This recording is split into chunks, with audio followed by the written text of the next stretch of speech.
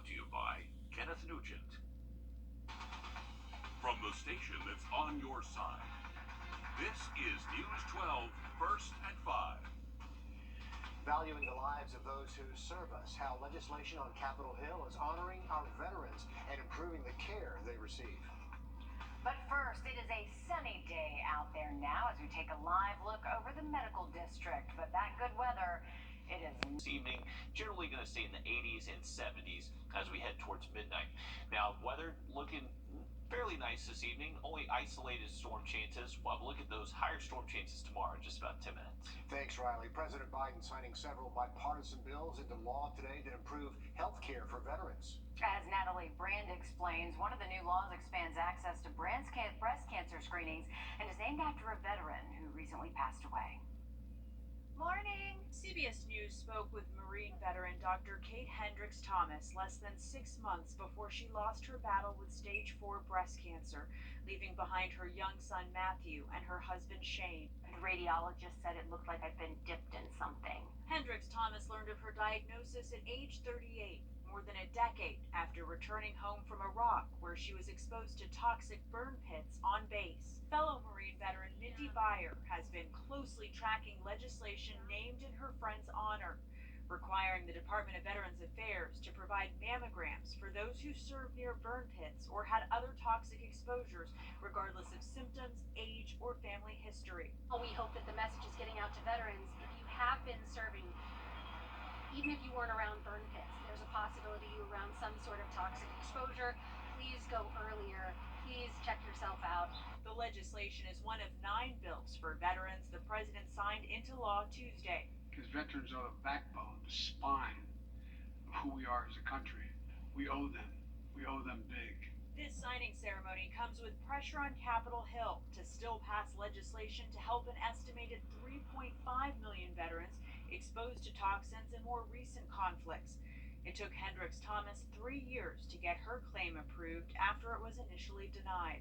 Kate was very proud to serve her country, and I think that her message would always be fight for your country, but then fight for each other when you get back. It's a message advocates hope senators hear when they take a final vote on burn pit legislation expected later this week. Natalie Brandt, CBS News, Washington. If the bill named honoring our pact passes in the Senate, it's expected to get a final vote in the House. Lawmakers continue to struggle to find a compromise on gun reform legislation in the wake of mass shootings in Buffalo and Uvalde. Now the government is warning that the threat of more domestic attacks is on the rise. The Department of Homeland Security issuing a new bulletin warning of copycat attacks. Garnell Whitfield Jr., who lost his mother in the Buffalo supermarket shooting, called on lawmakers to recognize the threat of violence posed by white supremacists. My mother's life mattered. My mother's life mattered. And your actions here today will tell us how much it matters to you.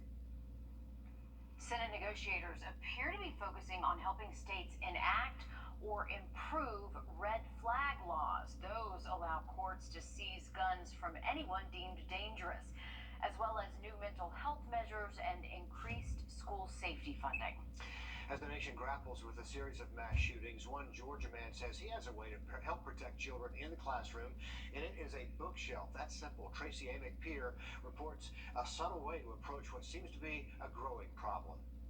These bookshelves are intended to be another level of defense, keeping an active shooter from ever gaining access into a classroom. The bookshelf was created by Protected Solutions in Ackworth, and it has Kevlar along the back and the sides. Once the lockdown is enacted, a teacher or a couple of students could slide the shelf across the classroom door and lock it into place. CEO and former Army Ranger Pete Ficini says these shelves are important for when all other protective measures fail. Blending into the classroom, providing everyday use, providing real protection, and providing a real solution to deny access to somebody trying to break into a classroom. Ficini says right now these bookshelves are already in place in school districts across New Jersey, but they hope to have them in districts here in Georgia and across the nation. So as you see, they could be used just like real bookshelves, which is important because he says he doesn't want kids to have to look at something every day that makes them worry about a situation. He says the shelves are not an overall overall solution, just another layer of safety. The Clarendon County Sheriff's Office still searching for suspects and urging anyone to come forward with information about a mass shooting that happened at a graduation party. Yet another one. That incident happened Saturday night when two cars pulled up, started firing, and then just drove away. Several people were injured. One woman lost her life. The mayor, who's the victim's cousin, says Wrdw was a loving person, and she was known for speaking her mind and caring for those she loved. I just don't see how people will have the heart to really take an initial action to do something such as this when children and innocent lives are involved. Deputies are trying to determine the motive behind the shooting right now. The mayor says some people are scared to hold another community event, so he plans to speak with faith leaders and the town manager about safety. Is this the future of downtown Aiken? You talk, the developers listen. Happening tonight, hotel architects are presenting some new plans for Project Mescalis in Aiken. They incorporated the local feedback into these new designs. Now they're asking for more feedback at a drop-in public session, and I know they'll probably get an earful on this project. This is happening at Newberry Hall from 5 until 7 tonight.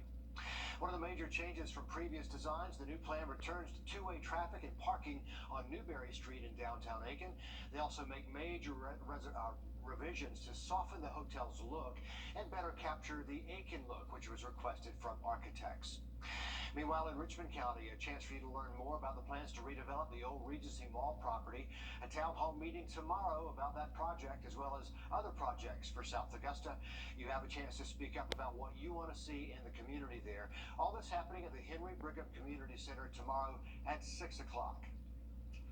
Dangerous conditions left lifeguards over at Tybee Island very busy over the weekend. What to know if you're planning a beach vacation? Ahead on News 12, first at 5. Riley? Well, we're keeping an eye on Doppler Max radar, where we are seeing just a few tiny downpours across the region. Update there and a look at better storm chances tomorrow, just after the break. Yes, 24/7. It's all nines. Our first alert commitment to you is now 5 meteorologists, all the tools, the latest technology, and the largest team of 5 meteorologists. News 12, NBC 26 First Alert Weather on your side. Here's some good news. If you live in Barnwell County, this construction is now complete. The YMCA opening a new aquatic center just in time for the summer heat. The grand opening coming up Saturday. The YMCA will be open from 9 to 5 that day. You can go check it out for tours of the new center, free food, giveaways, and games. It'll be the first county aquatic center to open to the public since 1987. There's a lap and recreation pool, a water slide, a kiddie pool, outdoor bathhouse, and a large deck, and it should be so much fun. Yeah, it's been a long Look time. at that. Don't you know they're excited about all Yeah. that? Again, grand opening coming up Saturday, and like Riley says, just in time for the summer heat, because it's in the 90s now, and we're feeling it. Yeah, and this is the time to find a friend with a pool or go to the Absolutely. Y because it is so hot. Yep, pool is a place to be this afternoon. Luckily, we stayed dry most of the day, so any pool plans have been going off without a hitch. Nature, so a heads up for that for weekend plans. Hot temps, though, back above average, mid to low 90s tomorrow afternoon all the way through the weekend, and even hotter as we head into next week. A lot of 90s in that forecast right there. Well, a bit of a rough weekend on the beach at Tybee Island. Sunday, the lifeguards there had a total of 5 rescues and 6 more assists in just one day. They usually have about 5 rescues over a week's time. Yike. Beach Rescue says rip currents catch people by surprise, and even if you are just knee deep, they can sweep you off your feet and carry you out. Now, even if that happens, they say raise your hand, call out for help, just try to stay afloat until they can come out to get you. The thing with rips is that they don't pull you under, they pull you out. And when you're going out in the rips, we just want you to stay afloat, and you can either ride that rip out and it'll eventually just spit you out at the end, and you can swim back to shore, or swim parallel with the shore till you're out of the rip and then swim into shore. Yeah, you don't want to weigh yourself out just to try to stay afloat till they can get to you. Their advice is good whether you're at Tybee Island or any other of our beaches. And do pay attention to the colored flags that know those swimming conditions, and listen to those guards if they tell you to get out of the water. They are the experts. Yes, but good advice, whether there's a lifeguard there or not. Yeah. Never fight a rip You can current. save yourself. Yeah, by not never fight one. It will spit you out eventually, just maybe much farther away than you were hoping. Imagine having a lost settlement hidden under your yard. Would you let researchers try to dig up pieces of your lawn to try to search for history?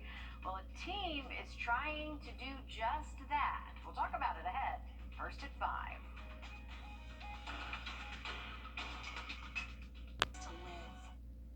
Researchers in Beaufort are looking for traces of a lost Scottish settlement called Stewartstown, which held about 50 Scottish colonists before the Spanish destroyed it way back in 1686. There are no detailed maps showing the exact location of this lost colony, and the documents describing it are vague. They're hard to interpret. This team, though, hoping homeowners will let them dig small holes on their property, hoping to pinpoint evidence of this lost settlement. Stewartstown, when it was laid out, had 220 lots. So it covered close to 100 acres probably, with streets and garden plots and things. And I believe if it was here at this location beneath Beaufort, that about 40% of it is probably under the residential neighborhood called The Point. The other 60% is under downtown Beaufort.